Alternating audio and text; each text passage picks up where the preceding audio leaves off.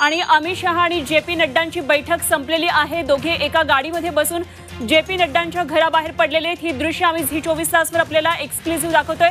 काय नेमकं दिल्लीमध्ये सध्या महाराष्ट्राच्या राजकारणाला धरून घडतंय या संदर्भातली आणखी सविस्तर अपडेट माहिती जाणून घेऊया। अभिषेक शर्मा आमचे प्रतिनिधी सध्या दिल्लीमधून आपल्या बरोबर है। अभिषेक, क्या कुछ हो रहा है महाराष्ट्र की राजनीति को लेके वहां पे? अभिषेक, आवाज आ रही है?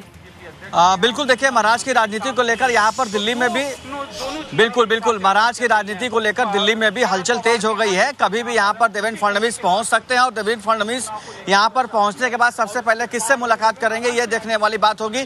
खबर ये आ रही है कि देवेंद्र फडणवीस जैसे ही दिल्ली पहुँचेंगे वो सबसे पहले बीजेपी के राष्ट्रीय अध्यक्ष जे.पी. नड्डा से मिलने उनके घर जाएंगे। अब से कुछ ही देर पहले बीजेपी के राष्ट्रीय अध्यक्ष जे.पी. नड्डा के घर पर अमित शाह भी पहुंचे हुए थे। अटकलें ये लगाई जा रही थी कि हो सकता है महाराष्ट्र में चल रही सियासी उठापटक को लेकर कोई बातचीत चल रही हो, कोई रणनीति बन रही हो, किसी तरीके की कोई चर्चा चल रही हो दोनों लोगों के बीच में। लेकिन उसके बाद वो वहां से निकलकर सीधे उपराष्ट्रपति के घर पर पहुंचते हैं, क्योंकि उपराष्ट्रपति और राष्ट्रपति का भी चुनाव है, तो ऐसे में उसकी चर्चा भी उनके घर पर होना संभव है।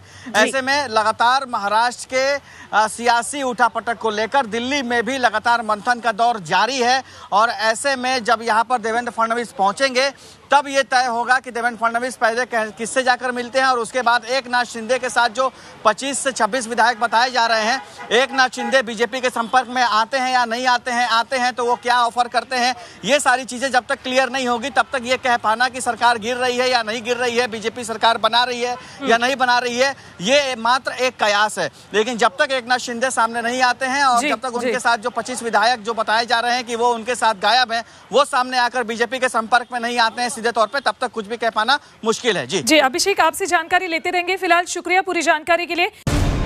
मराठ्यांची तळपती तलवार म्हणजे